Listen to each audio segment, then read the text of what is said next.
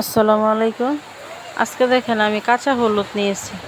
তো ভাববেন না কোনো বিয়ের অনুষ্ঠান না। তো আমি কাঁচা হলুদের গাঢ়া করবো আজকে। তো হলুদটা এখন কাটটা নিলাম, তারপর আমি ওই যে পাটায় বাইটটা নিতেছি। বাইটটা নেওয়ার পর তারপর আমি যে এখানে পেঁয়াজ রসুন মশলা দিয়ে তারপর আমি কাঁচা হলুদটা একসাথে দিয়ে দিলাম।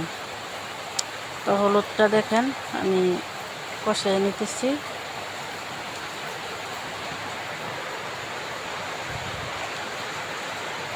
তো এই যে দেখেন হলুদের গাঢ়া খাইছেন কেডা কেডা তা বলতে পারি না, তো একবার বানায় খাইতে পারেন, এটা কিন্তু অনেক মজা। তো এখানে দিয়ে দিলাম লং, কালপোড়া, এলাচ, দারচিনি সব দিয়ে দিলাম, গোস্তের মশলার সব। তো আপনারা সবাই আমার রেসিপিটা যদি ভালো লাগে তো এই যে আমি এখানে ভাত মাখায়া তারপর খাইতেছি। কাঁচা হলুদ দিয়ে ধন্যবাদ সবাই। আসসালামু আলাইকুম।